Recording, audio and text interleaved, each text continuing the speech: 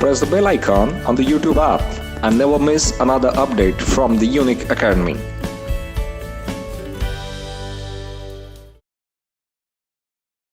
आजच्या कार्यक्रमाचे प्रमुख पाहुणे माननीय सुनील फुलारी सर हे मार्गदर्शन करतील. आवडली का? ज्यांनी बघितले त्यांना आवडली का व्हिडिओ? मी मुद्दाम दाखवली कारण आजच्या या यशवंत गुणवंत विद्यार्थ्यांमध्ये जे सर्व्हिसमध्ये येणार आहेत त्याच्यात सब इन्स्पेक्टर्स आहेत, एक्साईजचे सब इन्स्पेक्टर्स आहेत, नंतर सेल्सटॅक इन्स्पेक्टर्स आहेत आणि असिस्टंट सेक्शन ऑफिसर. तर युनिफॉर्म सर्व्हिसेस प्रती ज्यांना आवड आहे त्यांना नक्कीच याच्यातून काही स्फूर्ती मिळेल. जरी हा व्हिडिओ आमच्या कॉन्स्टेबलचा आहे, पासिंग आउट परेडचा व्हिडिओ होता हा, आणि तुम्ही शिस्तबद्ध संचलन त्यांचं बघितलं असेल. जे गाणं ऐकलं ते SRPFचं टायटल सॉन्ग आहे आणि पोलीसचं थोडी झलक आपल्याला मिळावी. जे पालक मंडळी आलेले आहेत आणि इतर याच्या पुढे अभ्यास करणारे विद्यार्थी आहेत त्या सगळ्यांना थोडीफार जाणीव होईल की पोलीस खातं SRPF हे काय आहे. म्हणून मी हा मुद्दाम व्हिडिओ दाखवला जो आत्ता मागच्या महिन्यातली परेड आहे. आणि असं शिस्तबद्ध काम करणाऱ्या दलात आपण येत आहे त्याबद्दल मी आपल्या सगळ्यांचं अभिनंदन करतो आणि स्वागत करतो.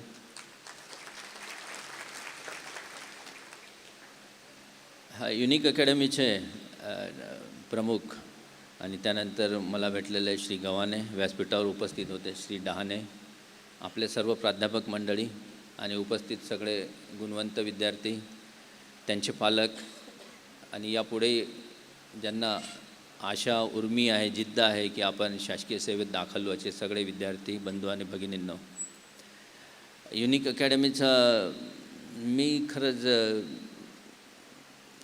आभार व्यक्त करतो आणि कौतुकी करतो तुमचं. कारण जेव्हा मी परीक्षा पास झालो तेव्हा माझा सत्कार नाही केला कोणी.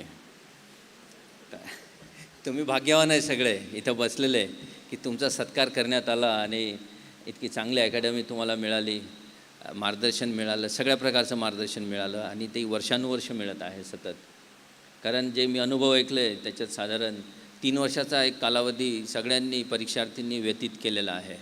3 वर्षात माणूस ग्रॅज्युएट होतो साधारण. पण जी परीक्षा प्रक्रिया होती, विविध काही बाबी असतात शासनाच्या MPSC परीक्षेसंबंधीच्या आणि इतर सगळ्या, ते मिळून साधारण 3 वर्षात आपल्याला यश मिळालेलं आहे. मी गव्हाणे सरांना सांगितलं होतं पहिला नंबर आल्यावरही माझा सत्कार झाला नाही तर तुम्ही बॅकलॉग भरून काढावा नंतर.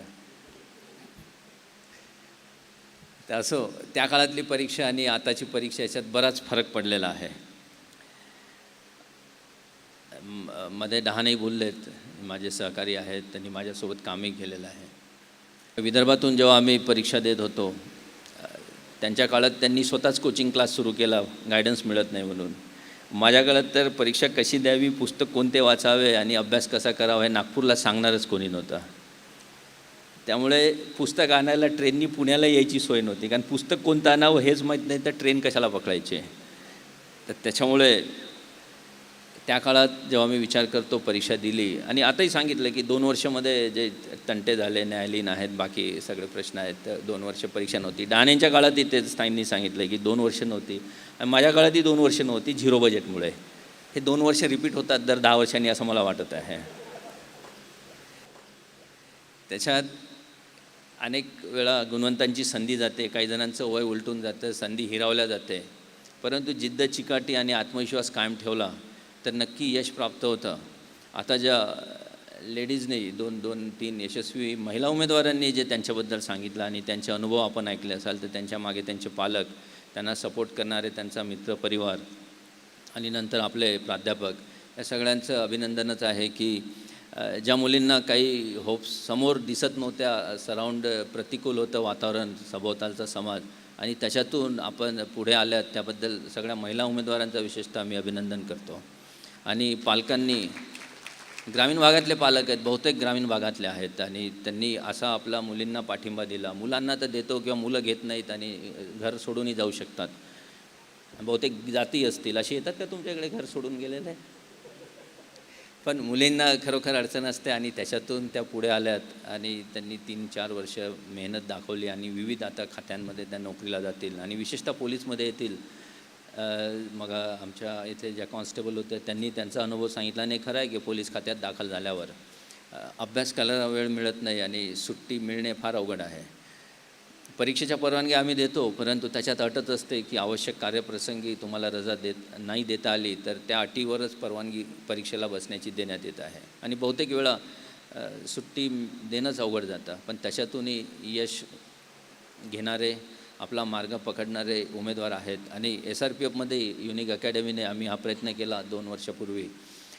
जी आमची कॉन्स्टेबल्स आहेत, कॉन्स्टेबल्सची मुलं आहेत, अधिकाऱ्यांची मुलं आहेत, त्यांना मार्गदर्शन स्पर्धा परीक्षेचं मिळालं पाहिजे आणि त्याच्यात युनिक अकॅडमीने आम्हाला सहकार्य केलं, हे मी विशेष नमूद करू इच्छितो. आणि त्याच्यातून जी बॅच निघतं आहे त्याच्यातले काही यशवंत होतील अशी आम्हाला आशा आहे. आणि त्यामध्ये युनिक अकॅडमीने आर्थिकदृष्ट्यासुद्धा बरंच कपात करून त्यांची फी लावली होती आणि तिथे अख्ख्या महाराष्ट्रातून SRPFच्या कर्मचाऱ्यांची मुलं त्या वर्गामध्ये 2 वर्षापासून अभ्यास करत आहेत. अशा प्रकारे एक सामाजिक दृष्टिकोनी युनिक अकॅडमीने ठेवला, हे अभिनंदनाची बाब आहे. आता जे यशवंत विद्यार्थी इथे आलेत आणि जे आता पुढे देतील, काही जणांना याच्यात यश मिळालं नसेल, त्यांनी खरोखर नाउमेद होण्याची गरज नाही आहे, कारण गुणवान विद्यार्थ्यांना यश मिळालेलं आहे आणि बाकीचे गुणवान नाहीत असाही त्याचा अर्थ होत नाही. मला आतापर्यंत दहशतवादी, नक्षलवादी, फुटीरतावादी हे वादी माहीत होत आहे, परंतु ते नशीबवादी आणि प्रयत्नवादी माहीत झाले मला आज. ते जे मग डेफिनेशन सांगितले, पण नशिबावरही हवाला पूर्ण देऊ नका. नशीबवादावर बसणारे सतत बसस्टँड, रेल्वे स्टेशनवर हात दाखवत असतात आणि भविष्य विचारत असतात, तर तेवढे नशीब बघू नका. मेहनत मात्र ठेवा, प्रयत्नवादीच असायला पाहिजे. आणि जो आशावादी दृष्टिकोन उमेदवारांनी आपल्या अनुभव कथनात सांगितला तो नक्कीच आपल्या कामा येईल. अनुभव कटू असले तरी ते पचन करायची सवय ठेवा, पचनी पडली पाहिजेत. आणि त्याच्यातूनच ज्यांना परीक्षेत अपयश आलं असं वाटतंय, ती यशाची ते वाक्य आहे की पहिली पायरीच ती आहे आणि त्या अपयशाच्या पायरीवरूनच तुम्ही यशाचं शिखर गाठू शकता. तर आपला अभ्यास चालू ठेवा. जे इथे आलेले उमेदवार आहेत, त्यांचे पालक आहेत, त्यांना पाठिंबा द्यावा. पालकांनी, माझ्याही आईवडिलांनी मला फॉर्म्स किती भरायचे आहेत, फी किती लागते किंवा कोणती परीक्षा द्यायची आहे हे जास्ती विचारलं नव्हतं आणि मी सांगितलं नव्हतं. तुमच्या सगळ्यांच्या माहितीसाठी माझा चॉईस काय आहे, माझा पोलीस खात्याचाच पहिला चॉईस होता आणि दुसऱ्या शाखा मिळत असतानाही इतर MPSCच्या ज्या सामान्य राज्यसेवा आहे, डेप्टी कलेक्टर आहेत, डेप्टी CO आहेत, माझा पहिला चॉईस होता आणि मी आवडीनेच पोलीस खात्यात आलो. आणि त्यामुळे इथे आल्यावर इच्छा अडचणी आहे, ताणतणाव आहे, मला वेळ मिळत नाही, मला कुटुंबाकडे लक्ष द्यायला मिळत नाही, हे निराशेचे सूर कधी नोकरीत मी तरी आळवलेले नाहीत. मला म्हणून त्या कॉन्स्टेबलचं कौतुक वाटतं की हिवाळी अधिवेशनाचा बंदोबस्त केल्यावरही तिने परीक्षा दिली. त्यामुळे प्रत्येक नोकरीचे वेगळे जोखीम आहे, वेगवेगळे अँगल्स आहेत, वेगळे प्रतिकूल परिस्थिती आहे, पण पोलीस खात्याची आणखी जास्ती थोडी काम करण्याची तयारी असावी, वेळ जास्ती देण्याची तयारी असावी. कारण आहेरे आणि नाहीरे वर्ग जो आहे, आता तुम्ही सांगत होते की टेबलाच्या इकडे, टेबलाच्या पलीकडे, किंवा नोकरीत आल्यावर आपली थोडी विचारसरणी बदलते, वागणूक बदलते समाजाप्रती, आपल्या मित्रांप्रती. मग एकाचा अनुभव होता की फोन येत नव्हते, आता फोन यायला लागलेले आहेत. पण फोन घेणं शिका तुम्ही. फोन घेतलेच पाहिजेत. नोकरीत आल्यावर तुम्ही कोणत्याही पदावर असोत, कॉन्स्टेबल असो की SP असो की DG असोत, आम्ही फोन घेतलेच पाहिजेत आणि ते सामान्यांचेच फोन असतात. त्याच्यातून तुम्ही ओळखा काय चांगलं आहे, वाईट आहे, ठीक आहे. परंतु आता जे तुम्हाला जाणवतं आहे की तुम्ही जेव्हा नाहीरे वर्गात होते आणि पोलीस स्टेशनला तुम्हाला जी वागणूक मिळायची, हॉस्पिटलला मिळायची किंवा एखाद्या सरकारी कार्यालयात मिळायची आणि तुम्हाला चीड येत होती, ती चीड दूर करणे, ती कमी करणे हे तुमच्या हातात आहे. तुम्ही जे 270 लोक इथे यशस्वी झालेला आहात. आता तुम्ही आहेरे वर्गात आल्यावर तुम्ही आपल्या पालकांच्या अडचणी, आपल्या मित्रांचे, आपल्या समाजाचे, शेजाऱ्यांच्या अडचणी आता जाणीव ठेवा की हे तेव्हा मला असं जाणवलं होतं, तर आता तुमच्या कामामुळे तसं कोणालाच जाणवायला नको. आणि तेवढी सकारात्मकता, प्रोॲक्टिव्ह रोल म्हणतात त्याला इंग्लिशमध्ये, की तुम्ही दुसऱ्यांचे दुःख आणि संवेदना जाणून घ्या. त्याच्या भूमिकेत शिरून बघा की त्याला कसं वाटतं आहे तुम्ही असं वागल्यावर, आणि तसं सामान्यांना थोडी मदत करणे, तुम्हाला त्यांचे दुःख जाणून घेणे. आणि प्रत्येक वेळेस तुम्ही सोल्युशन काढू शकत नाही, आम्ही काढू शकत नाही, परंतु ऐकून घेणे. जे मला सांगितलं ना, कान 2 आहेत, पण कान देऊन ऐकणे शिका की त्यांचे जे संवेदना आहे, त्यांचे दुःख आहे, ते तुम्ही कितपत जाणून घेऊ शकता आणि त्यांच्या दुःखावर पूर्ण सोल्युशन नाही पण फुंकर तरी मारू शकता. निदान एवढं जरी जाणीव ठेवली आता येणाऱ्यांनी 270 जणांनी, तर निदान हे आपले जे भाषण आहेत, आपले मनोगत आहेत, ते नक्कीच चांगला परिणाम साधतील आणि एक समाजाच्या पुढे शासनाचं जे चित्र येतं आहे ते चांगलं होण्यास सगळ्यांनाच मदत मिळेल. मी तुम्हाला ते शपथही दाखवली, मुद्दाम दाखवली शपथ, की ही शपथ घ्यावी लागते. जेव्हा पोलीस खात्यात आणि युनिफॉर्म सर्व्हिसेसमध्ये तुम्ही येता, बाकी खात्यांमध्ये ती पद्धत नाही आहे, परंतु युनिफॉर्म सर्व्हिसेसमध्ये ही पद्धत आहे आणि प्रचलित असलेले कायदे घटना याचं आपण पालन करू. तुम्ही ऐकलं असेल. आणि निष्ठा ठेवू, सामान्य लोकांना न्याय देऊ, बंधुभाव आणि सहिष्णुता कायम ठेवू, या प्रकारचे वाक्य त्या याच्यामध्ये आहे. आणि जनता के प्रति उचित व्यवहार करते हुए उनके न्याय और अधिकारों की रक्षा करूंगा, हे महत्त्वाचं वाक्य आहे त्याच्यात. त्यासाठी आपण नोकरीत आलेलो आहे. आपली कॉलर टाईट होईल, ठीक आहे, पालकांनाही बरं वाटेल, परंतु सामान्य जनतेला जेव्हा बरं वाटेल तेव्हाच हे उद्दिष्ट साध्य झालं असं समजा तुम्ही नोकरीत आल्यावर. त्याच्यापुढे आणखी वाक्य आहे, प्रशिक्षण के दौरान संपादित ज्ञान और कौशल्य का सद्भावपूर्वक प्रयोग करूंगा. जे काही ज्ञान तुम्ही आतापर्यंत मिळवलेलं आहे, पुढे ट्रेनिंगमध्ये मिळवाल, पोलीस खात्यामध्ये किंवा इतर खात्यांमध्ये, त्याच्यामध्ये तुम्ही सद्भाव ठेवून पब्लिकप्रती, इतरांप्रती वागलं पाहिजे आणि त्याचा उपयोग झाला पाहिजे. हे फार महत्त्वाचं आहे. आणि ही प्रतिज्ञा त्यामुळे दरवेळेस पासिंग आउट परेडमध्ये युनिफॉर्म सर्व्हिसेसमध्ये दिल्या जाते. आता उमेदवारांना आम्ही मेमेंटोही दिलं आहे युनिक अकॅडमीने. हा राजदंड दिलेला, हा राजदंडच आहे जो आमच्या खांद्यावर आहे, तो तुमच्या हातात दिला त्यांनी. आणि त्याच्यात एक वाक्य आहे, सत्यमेव जयते. ते वाक्यसुद्धा लक्षात ठेवा आपण, आणि सत्याचाच नेहमी विजय होतो. म्हणून मग उमेदवारांनी जे सांगितलं की सिस्टीमवर, MPSCवर आणि परीक्षा पद्धतीवर विश्वास ठेवा, ते 100% खरं आहे.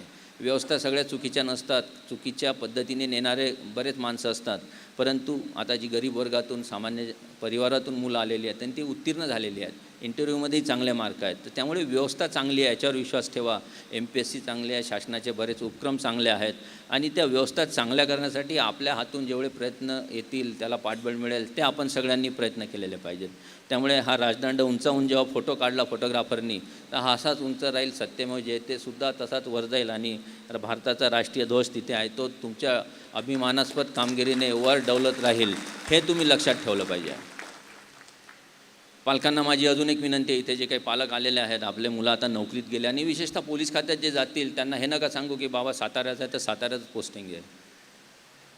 मुलांना जवळ ठेवण्यापेक्षा ते जिथे जातील, दुर्गम भाग काही नाही महाराष्ट्रात, आता सगळीकडे रस्ते, रेल्वे आणि टेलिफोन आहेत. फोनवर बोलता येतं, घरी बायकोशी बोलता येईल, मैत्रिणींशी बोलता येईल, मित्रांशी बोलता येईल, ग्रुपवरही बोलता येईल. त्यामुळे दुर्गम भागात पोस्टिंग घेऊ नका. कोल्हापूरचं आहे तर कोल्हापूरलाच पाहिजे, पुण्यात आहे तर पुण्यातच पोस्टिंग पाहिजे, हा आग्रह सोडून द्यावा पालकांनी. आपली मुलं पोलीस खात्यात किंवा एक्साईजमध्ये किंवा सेल्स टॅक्समध्ये गेलेली आहेत, महाराष्ट्रातच राहणार आहेत आणि जिथे कुठं आहे महाराष्ट्र सुजलाम सुफलाम आहे, हे गीतच तुम्ही नेहमी गात असता. त्यामुळे जिथे काही पोस्टिंग मिळेल ती चांगली मिळेल.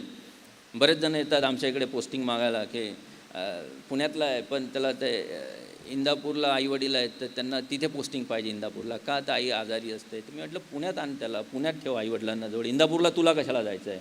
प्रगतीसाठी नोकरीत आला, आता पुणेसारखं चांगलं ठिकाण आहे, तर मेडिकल उपचार इंदापूरला चांगले मिळतील की पुण्यात मिळतील? पण त्याला गावाकडे नोकरी पाहिजे. म्हणजे पहिली गरज नोकरीची पूर्ण झाल्यावर लगेच दुसरी गरज आहे की गावाकडे नोकरी, मला पोस्टिंग पाहिजे. तर हे थोडे निगेटिव्ह पॉईंट्स असतात नोकरीत आल्यावर, तेही सोडून द्या. कुठेच काही फरक पडत नाही. मी गडचिरोलीत 20 वर्षापूर्वी नोकरी केली, जेव्हा रस्ते, फोन, TV काहीच नव्हता. आणि गडचिरोलीचं वातावरण तुम्हालाही माहीत आहे. परवाही नक्षलवाद्यांनी 6 जवानांना झारखंडमध्ये ॲम्ब्युशमध्ये शहीद केलेलं आहे. तर मग अशी परिस्थिती सगळीकडे आहे. त्यामुळे त्याला घाबरायचं नसतं, त्याच्यात तणावही घ्यायचा नसतो. जे आलं आहे ते आनंदाने आपली ड्युटी करायची आहे.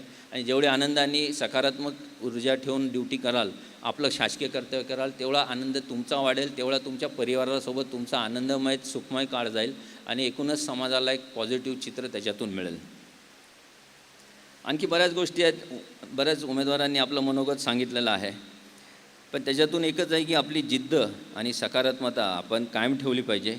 पुढील परीक्षा देण्यासाठी सतत अभ्यास, वाचन करत राहिलं पाहिजे. आता इथे बराच वर्ग आहे ज्याच्यात उत्तीर्ण झालेले नोकरीत येतील पण नाही झाले आणि ज्यांना पुढे द्यायची आहे, त्यांनी अभ्यासामध्ये कॉन्सन्ट्रेशन आणि सातत्य ठेवलं पाहिजे. कारण स्पर्धा परीक्षा हा काही कोर्स नाही आहे आणि त्याचं काही गॅरंटी नाही आहे कुठेच की कोणत्याही क्लासद्वारे आणि कोणत्या पुस्तकाद्वारे तुम्ही पास होणार. त्यामुळे 2 ते 3 वर्ष सातत्यता ठेवावी. आपलं ध्येय जे आहे गाठायचं, त्याच्यासाठी सतत कार्यमग्न राहावे. मित्रपरिवार ठेवा. मित्रपरिवाराबद्दल मला सांगण्यात आलेलं आहे. मग दारू पिणारे असले तरी मित्र चालतील, पण स्वतः पितो की नाही हा स्वतःवर अवलंबून आहे.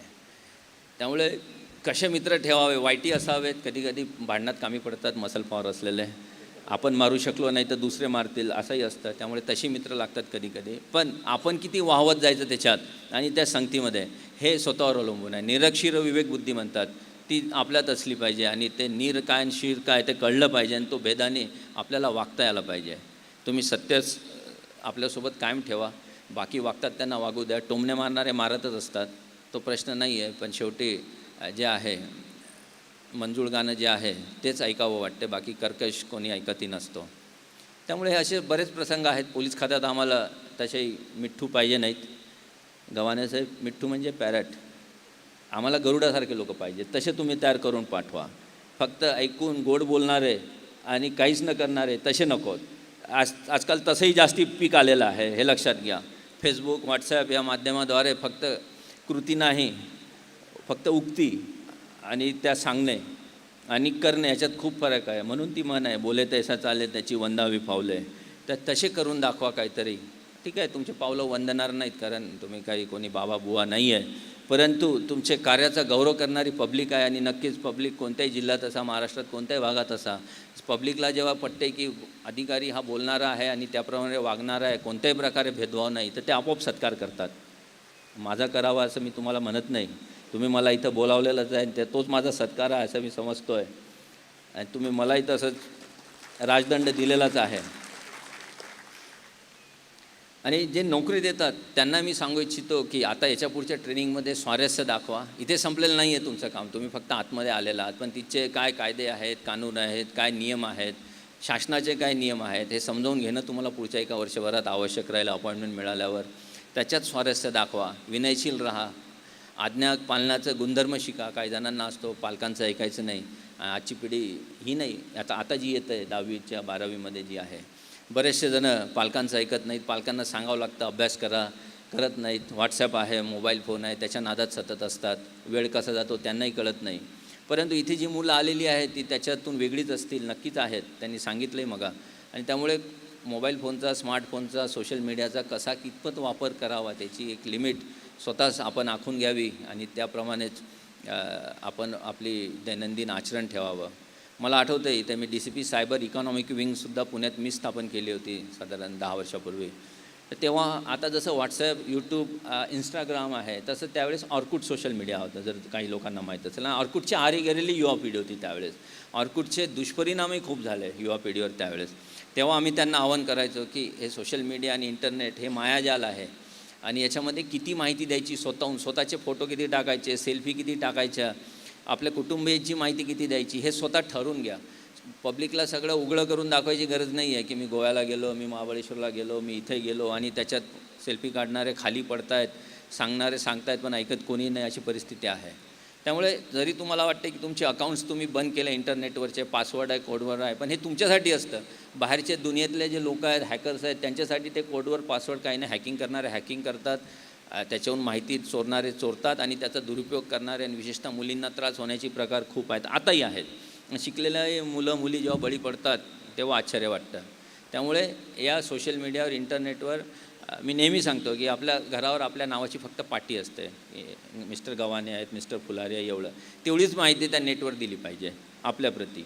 इतर माहिती, मी गोव्याला गेलो आहे, मी आता इथे चाललो आहे, मी इथे उडी मारतो आहे, आता मी दारू पितो आहे, हे फोटो टाकायची गरज नाही आहे. त्यांनी काय पब्लिकचं प्रबोधन होईल पण दुरुपयोगी खूप होईल. म्हणून जेवढी दरवाजाच्या नावाची पाटी असते तेवढीच ती पाटी ते माहितीपुरती असावी सोशल मीडियावर, कोणत्या अकाउंटवर, यूट्यूब असो, इंस्टाग्राम असो, व्हॉट्सॲप असो की इतर असो. आणि तुम्ही जरी ते बंद केलं तरी दुनियेला सगळं उघडं आहे तुमची माहितीचे द्वार, हे लक्षात घ्या. त्यामुळे अशा मायाजालातून आपण दूर राहावं, हे माझं सांगणं आहे. आपल्या संवेदना नेहमी सामान्याप्रती, समाजाप्रती जागरूक ठेवा, हे मी मगाही सांगितलेलं आहे. आणि पोलीस खात्यात विशेषतः आता जे येतील त्यांना रंजले गांजलेलेच लोक पोलीस खात्यात येतात मदत मागायला. आणि डहाणेंनी सांगितलं की तुम्ही युनिफॉर्ममध्ये असले की पब्लिकला हेच वाटते की तुमची मदत झालीच पाहिजे आणि तुम्ही मदत केली पाहिजे. तर तो व्यापक दृष्टिकोन एक ठेवा. त्रास होतो, बरेच वेळा त्रास होतो, पण त्याला नाईलाज आहे आणि तो त्रास सहन करून नोकरी सतत सुरू ठेवायची असते. बरेच वेळा आता मला सांगण्यात आलं आहे की एखाद्या पुस्तकाचा प्रभाव असतो, एखाद्या सिनेमाचा प्रभाव असतो, एखादं चांगलं भाषण आहे त्याचा प्रभाव असतो. परंतु माझं हेही सांगणं आहे की त्यासोबत त्याच्यातले फक्त चांगले विचार घ्या. तुम्ही अंधानुकरण करू नका. त्याच्यात तुमची स्वतःची स्वतंत्र विचारसरणी डेव्हलप करणं शिकायच्या पुढे, की कोणते विचार चांगले आहेत, आपल्याला काय उपयोगी पडेल, आपल्या परिवारासाठी समाजासाठी काय उपयोगी पडेल. कारण प्रत्येक विचार चांगले असले तरी तुम्ही फॉलो करू शकत नाही. त्याच्यातले निवडक विचार घेऊन आपली स्वतंत्र विचारसरणी डेव्हलप करा. म्हणजे मासेसोबत जाण्याची सवय नका ठेवू, की 10 जणं म्हणतात म्हणून मी तेच करायचं आणि तेच चांगलं असतं. मग आंदोलन होतं, रस्त्यावर 10 जणं येतात आणि तुम्ही दगड घेऊन पुढे राहता, दगडफेक करता, तुम्हाला प्रोत्साहित करणाऱ्याचं नाव मागे राहतं आणि गुन्ह्यात 10 जणांचं नाव दाखल होतं तुमच्यासकट. मग नोकरीच्या वेळेस अडचण येते. तर अशी विचारसरणी डेव्हलप करू नका. तुमच्यातल्या ज्या क्वालिटीज आहेत त्या विकसित करा आणि अंधानुकरण करण्याऐवजी स्वतंत्र विचार डेव्हलप करण्याची एक शक्ती याच्यापुढे आपण डेव्हलप करावी. कारण सगळ्यांचे वयोगट साधारण 24, 25, 26 आहेत इथे उत्तीर्ण उमेदवारांमध्ये. तर तशी जर विचारसरणी डेव्हलप केली तर सकारात्मक एक कार्यालयामध्ये वातावरण निर्माण होईल आणि एक स्वतंत्र निर्णय क्षमता तुमच्यात डेव्हलप होईल, जी अधिकारीसाठी आवश्यक आहे. कारण तुमच्यातून बरेच जण पुढे UPSCच्या सिव्हिल सर्व्हिसेसच्या परीक्षा देणार आहेत आणि तो दृष्टिकोन तुम्हाला सतत लागणार आहे.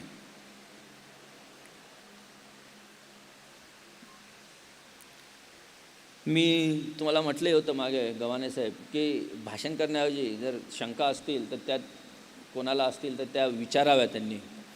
शासनाची व्यवस्था किंवा पोलीस खातं याच्याबद्दल कोणाला काही प्रश्न असेल तर निदान प्रश्न उत्तर काहीतरी व्हायला पाहिजेत. कारण वक्ते बोलत आहेत, मनोगत होत आहेत आणि काही झोपणारे झोपत आहेत, असं व्हायला नको.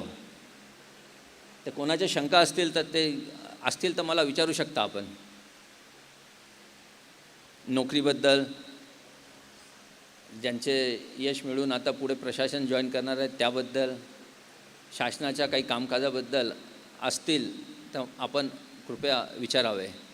मला काही उत्तर देता आले तर मी देण्याचा प्रयत्न करेल.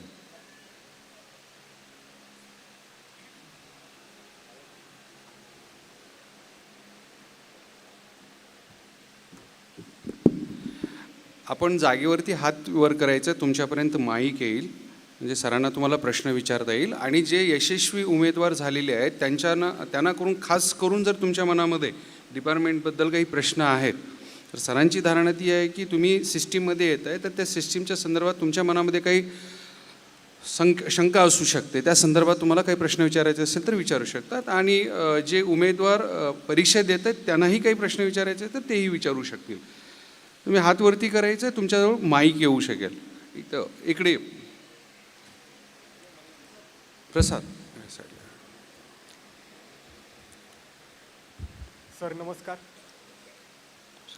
मला हे विचारायचं आहे की आपला पोलीस डिपार्टमेंटचा जॉब हा मला वाटतं खूप टफेस्ट आहे आणि ह्या टफ जॉबमध्ये आपल्याला सोसायटीत लॉ अँड ऑर्डर मेंटेन करायचे, एन्फोर्स करायचे. पण सध्या जास्तीत जास्त असं ऐकायला भेटतं मनासारखं काम करायला मिळत नाही डिपार्टमेंटमध्ये. पॉलिटिकल प्रेशर असतील किंवा सिनियर्सचा दबाव असेल, त्याबद्दल सर थोडं सांगा.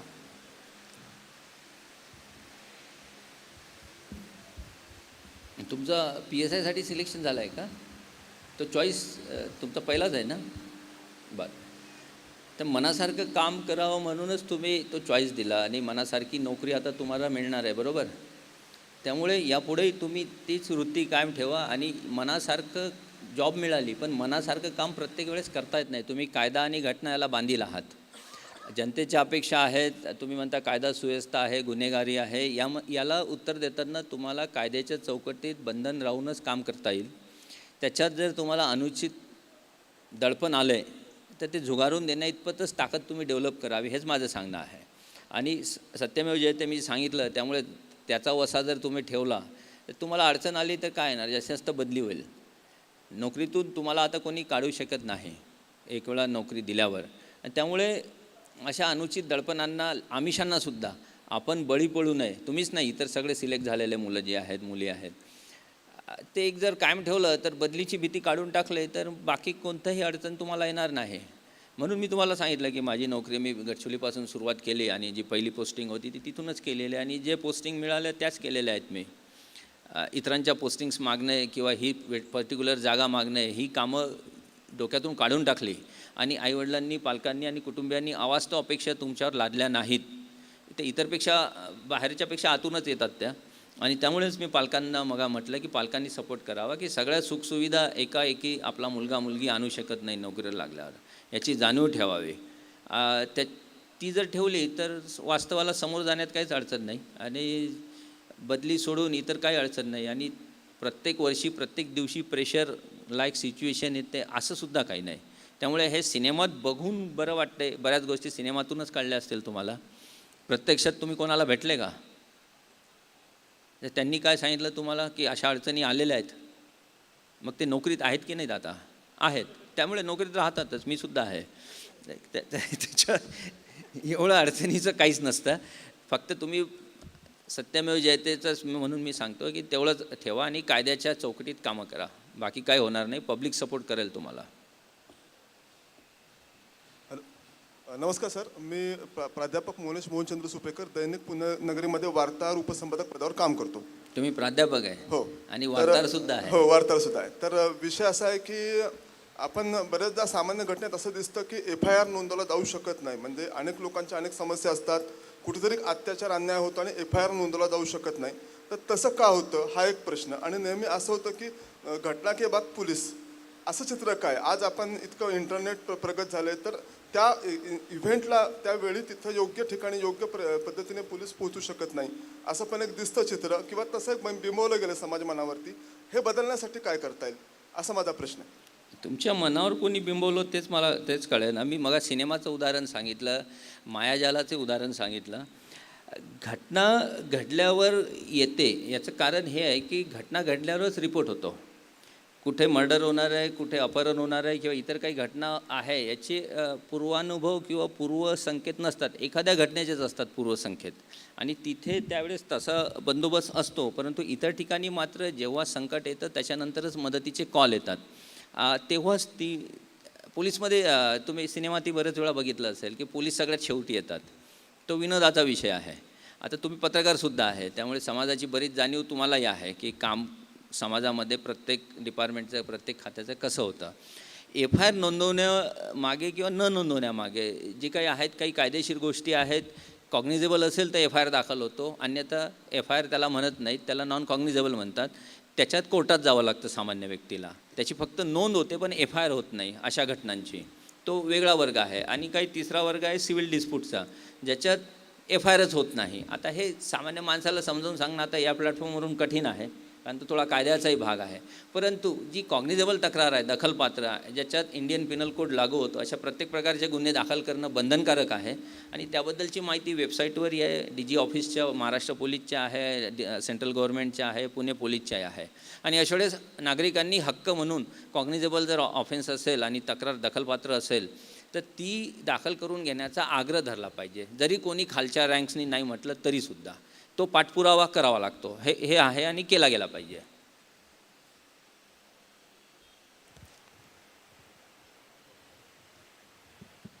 जय हिंद सर. सर माझा प्रश्न असा आहे की PSI ही जी पोस्ट आहे आता जी आम्हाला मिळाली आहे, तर इथून ती एक्झिक्युशन पोस्ट आहे, म्हणजे जे फील्ड वर्क आहे ते जास्त आहे, जबाबदाऱ्या वाढतं इथे. तर ज्यावेळी जे गुन्हेगारांना पकडणं वगैरे होतं आणि पोलीस स्टेशनमध्ये आणलं जातं आणि त्यानंतर असं होतं की चित्रपटांमध्ये दाखवलं जातं की वरिष्ठांचं प्रेशर येतं आणि त्यांना सोडावं लागतं. ऑन पेपर आपण बरोबर असतो लिगली, पण तरी त्या गुन्हेगारांना सोडलं जातं. तर अशा वेळेस कशी डील होणार सर वरिष्ठांशी? हाही अनुभव तुम्ही सिनेमातून बघितलेला दिसतोय. हो सर. त्यामुळे माझं तेच म्हणणं आहे पुन्हा की सिनेमा, इवन पत्रकार महोदय आहेत, कधी कधी वर्तमानपत्रात येणारी पूर्ण सत्य बातमी येते असंही नसतं. ते एक साईड ऐकून येतं, दुसरी साईड राहून गेलेली असते. त्यामुळे तुम्ही जे सांगताय हे अतिरंजित चित्र येतं डोळ्यासमोर, कथा कादंबऱ्यामध्ये येतं, सिनेमामध्ये येतं, परंतु वस्तुस्थिती तशी नसते. आणि खरोखर जे गंभीर गुन्हे आणि गुन्हेगार आहेत त्यांना प्रेशरमध्ये कोणी सोडत नाही आणि सोडल्या जातही नाही आणि ते शक्यही नाही. कारण मीडिया पॉवरफुल आहे, कोर्ट्स पॉवरफुल आहे, ह्युमन राईट्स पॉवरफुल आहे, आता इंटरनेट आहे, इन्स्टंट माहिती मिळते. त्यामुळे असं शक्यच नाही आहे सौम्य दृष्टिकोन घेणे. आणि जे कोणी घेत असतील ते वैयक्तिक लाभापोटी किंवा काही कारणामुळेच घेत असतील, अन्यथा असं होत नाही. आणि जे नी केलेलं आहे त्यांच्यावर कारवाई झाल्याची कित्येक उदाहरणं आहेत. पत्रकार महोदय सांगतील, कारवाई होते ना. ज्यांनी निग्लिजन्स केला, ज्यांनी असे अपप्रवृत्ती आहेत त्यांच्यावर वेळोवेळी सगळ्याच खात्यांमध्ये कारवाई होते. पोलीस खात्यात तर आणखी जास्ती फास्ट होते कारवाई.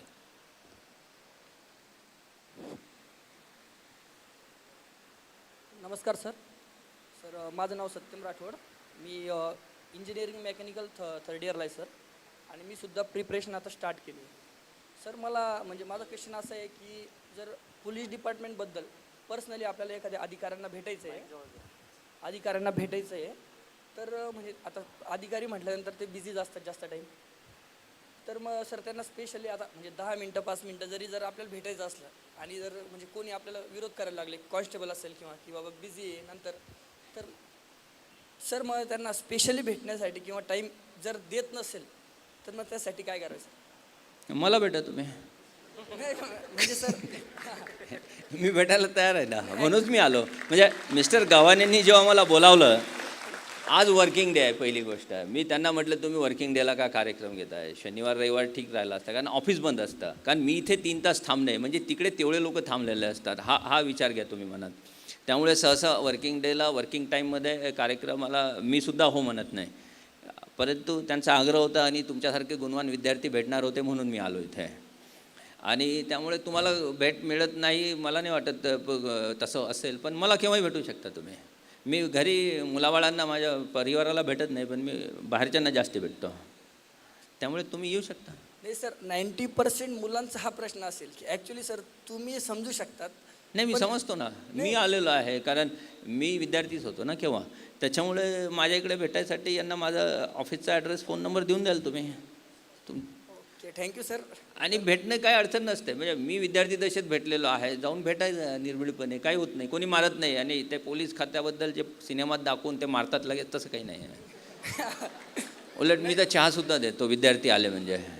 नाही सर, मी आज पहिल्यांदा म्हणजे हे एवढं बघितलं आणि ऐकलं. आतापर्यंत सर मी काही म्हणजे असे एक्सपिरियन्स केले आहे की जे म्हणजे एंटर झाल्यानंतर पोलीस स्टेशनमध्ये जे कॉन्स्टेबल जरी असतात ना, हे चला साईडला सर बसले म्हणजे असले मग डायरेक्ट ते सांगतात ना, मग तेच म्हणतो मी. म्हणून मी तुम्हाला कॉन्स्टेबलची पासिंग आउट परेड दाखवली की कसं आहे, नोकरीत आल्यावर आता सब इन्स्पेक्टर होणार आपल्यापैकी काही जण. तर उद्या मी आलो तिथे तर ते पब्लिकला थांबणार, तो बाजूला साहेब येणार आहेत. हे जे होते, जो फोबिया येतो तो त्याच्यामुळेच होतो की काही गोष्टींना आपण महत्त्व जास्ती दिलेलं आहे. स्टेटस, प्राईड, ह्या ज्या गोष्टी आहेत. परंतु आपल्या कर्मचाऱ्यांमध्ये, आपल्या लोकांमध्ये हे कल्चर बाजूला करणे हे तुमच्या हातात आहे. आमच्या हात, आपण जे करतो ते करावं आपण. त्यामुळे तुम्हाला भेट नाकारली असेल तर ते सोडून द्या आणि आपण भेटू. थँक्यू. अजून प्रश्न नाहीत ना? नाही सर, आता भेटल्यानंतर हळूहळू उत्तरं मिळतील त्याची. सगळ्या प्रश्नांची एकाच उत्तरं मिळत नाहीत, हे लक्षात घ्या. Okay, thank you sir. Good afternoon sir. Satish Patil, मी जालन्याचा आहे. मी गेली 2016पासून MPSCची प्रिपरेशन करतो आहे. पण आत्तापर्यंत एकही एक्झाममध्ये प्रीमध्ये पण यश नाही मिळालं. सर मला असं वाटतं की अभ्यासाचा बुद्धिमत्तेचा काही कन्सेप्ट असतो का सर? कारण की अशा वेळेस 2-3 वर्ष झाले अभ्यास करून यश नाही मिळत सर. मग टेस्ट येतं, प्रेशर पण येतं. तर मग अशा वेळेस तुम्हालाही अभ्यास करताना प्रेशर आलं असेल सर, तर मग त्यावेळेस तुम्ही कसं हँडल करत होतात सर? एवढंच विचारेल. थँक्यू. नाही बरोबर आहे, हा शिक्षणाचा प्रश्न आहे. खरं म्हणजे प्रशासकीय बाबीपेक्षा शिक्षण तज्ज्ञ तुमच्यापैकी जे काही ओरिजिनल लेक्चरर टीचर्स असतील ते उत्तर देऊ शकतील की अभ्यास आणि बुद्धिमत्ता याच्याबद्दल मूळ प्रश्न आहे. परंतु तळपण घेण्याचा प्रश्न आहे. मगच मी सांगितलं की 2014 पासून अभ्यास करणारे मुलं मुली आहेत इथे. 2014 4 वर्ष गेले आणि आज 5 झालेले आहेत. तर त्यामुळे तुमचा स्पॅन 2 ते 3 वर्षाचा कमीच आहे आणि लगेच तुम्ही आशा सोडू नये. ही एक निरंतर प्रक्रिया आहे, कंटिन्युअस. आणि काही ना काही यश मिळतं. मग त्या मुलींनी सांगितलं आहे की यश मिळतंच, फक्त तुम्हाला कोणतं यश मिळणार ते 100% ते नाही मिळणार, पण दुसऱ्या स्टेपवर काहीतरी मिळून जाईल. आणि माझ्या वेळेसही टेन्शन न घेताच मी अभ्यास केला होता. आणि त्यावेळेस 2 वर्ष तर परीक्षाच नव्हती आणि एका वर्षी परीक्षा झाली त्याच्यात पोलीसचं पद नव्हतं. त्यामुळे मी जी परीक्षा दिली तेव्हाच पोलीसचं पद होतं त्याच्यात. माझा पहिलाच चॉईस होता आणि त्या यादीत मी पहिलाच होतो. त्यामुळे दडपण घेण्याला काहीच नसतं त्याच्यात. तुम्ही अभ्यास चालू ठेवा तुमचा. यश काही ना काही त्याच्यातून नक्कीच मिळेल तुम्हाला आणि चांगलंच मिळेल.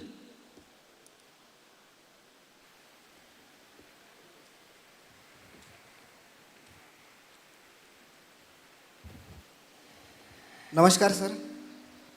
मी सध्या 20 वर्षाचा आहे आणि मी असं ठरवलं की फार लहान आहे तुम्ही प्रश्न विचारण्यासाठी.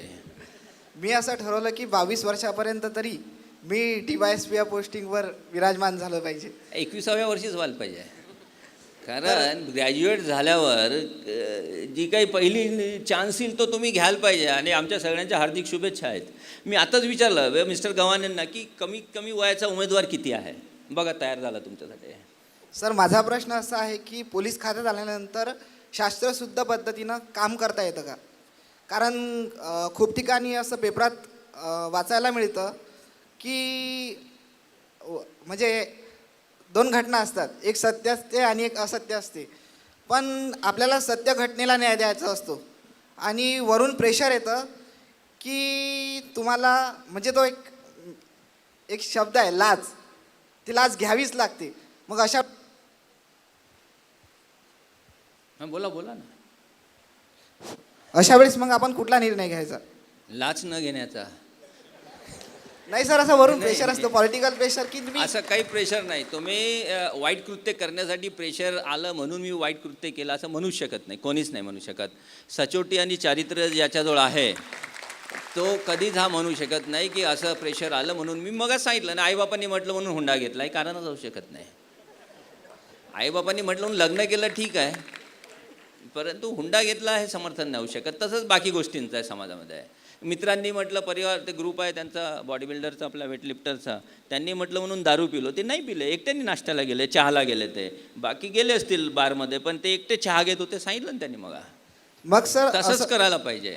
हे प्रेशर जुगारण्यासाठी मनोबल वाढवायला पाहिजे. अच्छा, प्राणायाम, योगासन आणि मेडिटेशन हे 3 गोष्टी फार आवश्यक आहेत मनोबल जर वाढवायचं असेल तर. Thank you sir. म्हणून एक मुद्दा आहे, मग आम्ही ज्यांच्याशी हात मिळवले काही खूप तगडे आणि चांगले उमेदवार आले, म्हणजे ते पोलीस खात्यात नसल्यापेक्षाही तगडे होते.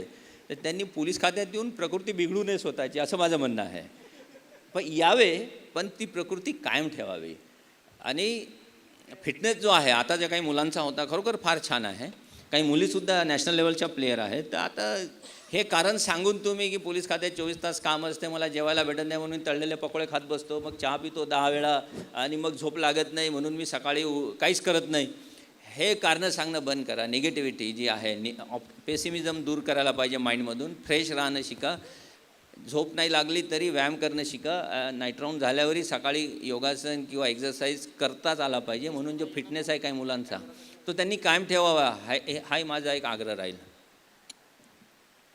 नमस्कार सर, माझं नाव सुशांत मांढरे. सर, थोड्या वेळापूर्वी तुम्ही सांगितलं की प्रशासनात तुम्हाला पोपटांची गरज नाही आहे तर गरुडांची गरज आहे.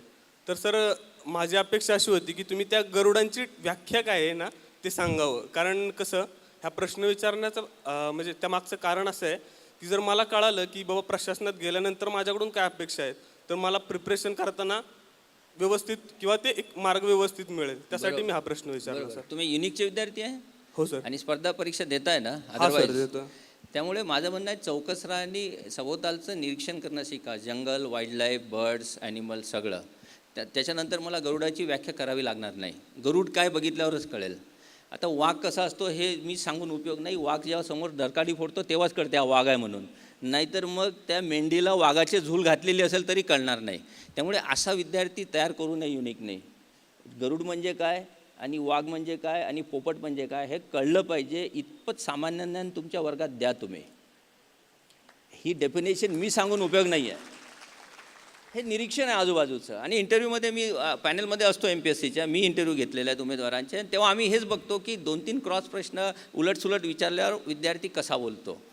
आता मीच विचारेल, शेती आहे म्हणून सांगितलं समजा कोणी, तर शेतीत काय दिसतंय, आंबे कुठे लागतात, वांगे कशी असतात, हे विचारल्यावर ते उत्तर उलटे सुलटे येतात मग काय की, कारण शेती बघितलेलीच नसते.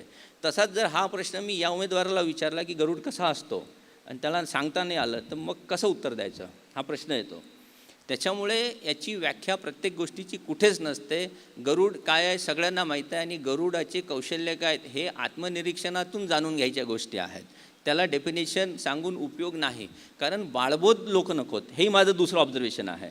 याला बाळबोधपणाही म्हणता येईल नंतर, की जेवढं सांगितलं तेवढंच रिप्रोड्यूस करायचं इंटरव्ह्यूमध्ये आणि मग तिथे गुण कमी मिळतात. हाही अँगल आहे त्याच्यामध्ये. की जसं मला बुद्धिमत्ता आणि अभ्यासाचं विचारलं डायरेक्ट संबंध नाही आहे. बुद्धिवान लोकही पास होतील UPSC असं नाही आहे. UPSC MPSC फेल झालेले परंतु UPSC पास झालेले आहेत म्हणून ते कमी बुद्धिमान जास्ती बुद्धिमान असा प्रकार नसतो. पण तुम्ही कितपत शिकून घेता, आत्मनिरीक्षण किती आहे, स्वनिरीक्षण किती आहे, ॲनालिसिस करण्याची तर्कशैली कशी आहे, तार्किक बुद्धिमत्ता काय आहे, ह्या सगळ्या गोष्टी आहेत इंटरव्ह्यूमध्ये. आणि ते तुम्ही जाणून घेतल्यावरच उत्तर मिळेल तुम्हाला. आणि तुम्हाला नाही मिळालं तर तुम्ही जसं त्यांना वेळ दिली तशी मी तुम्हालाही वेळ दिली वेगळी.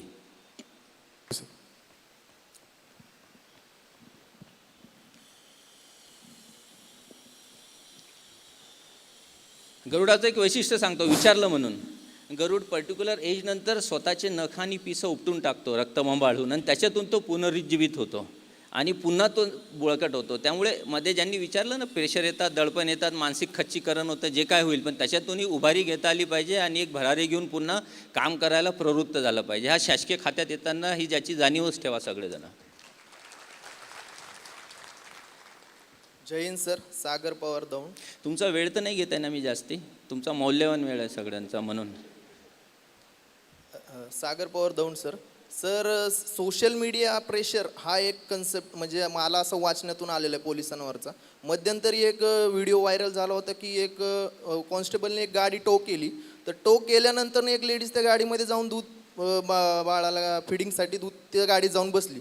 व्हायरल व्हिडिओ हा झाला की त्या पोलीस कर्मचाऱ्यांनी ती फिडिंग करत असताना तिला टो केलं. मग लगेच वरिष्ठांनी त्याचं निलंबन केलं.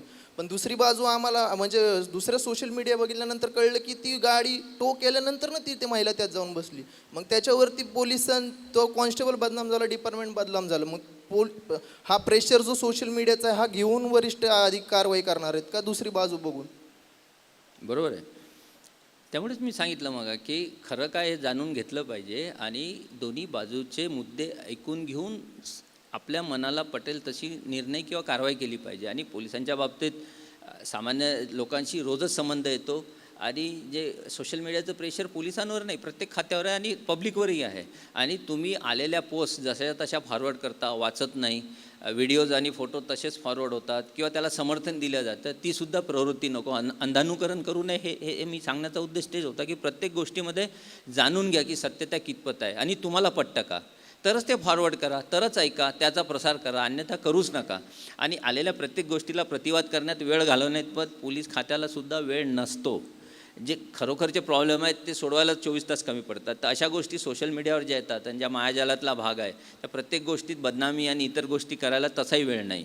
त्यामुळे ते कोणी करत नाही असं आहे. फारच सिरियस असेल तर केल्या जातं, अन्यथा ह्या गोष्टी इकडून ऐकून तिकडून सोडून दिल्या पाहिजेत ज्या खोट्या असतात त्या. असं सगळ्यांसाठीच आहे, इन कॉमनसुद्धा.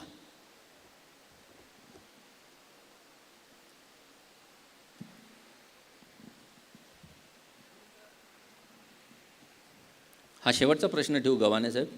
हां, जय हिंद सर. मी अमोल सावंत. पोलीस प्रशासनामध्ये येण्यासाठी जसं फिजिकल खूप इम्पॉर्टंट दिलं जातं, पण मी असे काही पोलीस बघितले आहेत की ते 40 क्रॉस केल्यानंतर त्यांचं फिजिकल म्हणजे व्यवस्थित नसतात. तर मग त्यांना बघून मला खूप काही प्रश्न पडतात. तर मग अशा म्हणजे पोलीसवाल्यांसाठी तुम्ही काय सांगाल? नाही, तुम्हाला आता पोलीस खात्यात यायचं आहे की? यायचं आहे सर, खूप आवड आहे. तर मग फिटनेस कायम ठेवा तुम्ही. 40 नंतर ठीक काय आहे सर, करायचं त्याचा माझा फिटनेस आहे, पण मी नाही, तुमचं समजलं मला. पण 40 नंतर काय करायचं तो प्रश्न पुढेचा आताच विचार करून काय करायचा आहे? नाही माझ्यासाठी नाही आहे, पण मी जेव्हा दुसऱ्यांना खात्यासाठी आहे ना, आम्ही करू ना, शासन सर, करते काय त्याच्यावर, करणार DG सर, ऑफिसही म्हणजे- करते त्याच्यावर. पण असं आहे की तुम्ही एक वेळा स्टेबल झाले आणि तुम्हाला नोकरी दिली तर त्याच्यानंतर बरेच नियम आणि कायदे आहेत आणि त्याच्यात फिटनेस कसा वाढवावा याचे बरेचसे उपायसुद्धा आहेत आणि ते केल्या जातात. पण जे तुम्हाला चित्र दिसते ते सर्वसाधारण आहे, परंतु त्याला अपवादसुद्धा आहेत. दोन्ही गोष्टी असतात आणि त्या प्रत्येक ठिकाणी लागू आहेत. मिलिटरीमध्ये जे आहे ते वेगळे मापदंड आहेत मिलिटरीचे आणि पोलीसचे वेगळे आहेत. त्याच्यामुळे जे तुम्हाला जाणवते ते आहे आणि त्याच्यासाठी प्रत्येकाची कारणे वेगळी आहेत. त्यामुळे तो असा 1-2 मिनटात उत्तर देण्याचा प्रश्न नाही आहे. पण मी तुम्हाला एवढंच सांगेल की फिटनेसबाबत पॉलिसी आहे आणि काही नियम आता बनलेले आहेत मागच्या 2-3 वर्षात. आणि मेडिकल तपासणी असो, फिटनेस असो, त्याला अनुसरून भत्ता, ह्या सगळे गोष्टी आता सुरू झालेल्या आहेत आणि त्याच्यात फरक पडतो आहे. ज्यांचे वजन जास्त आहे त्यांच्यासाठी आम्ही वेगळा कोर्ससुद्धा आता ठेवलेला आहे वजन कमी करण्याचा. परंतु शारीरिक आणि मानसिक काही गोष्टी असतात त्याची सांगड घालून हे सगळं करावं लागतं आणि ते प्रयत्न आता सुरू झालेले आहेत. तर तुम्ही भरती झाल्यावर नक्कीच हा परिस्थिती सुधारलेली असेल असं मला वाटतं. Thank you.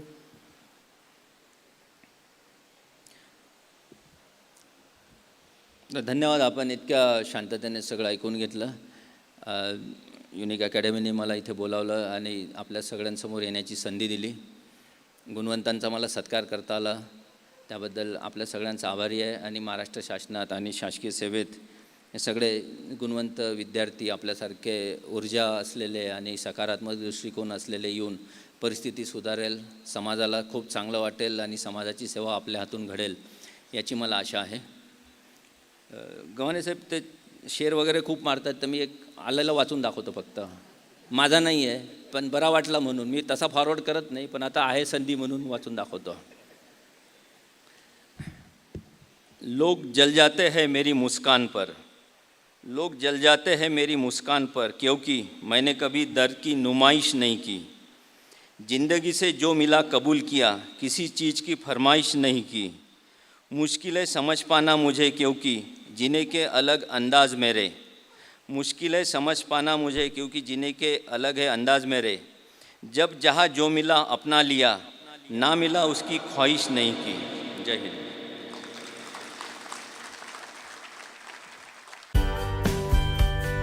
Don't forget to like, comment and subscribe to our channel. Stay tuned.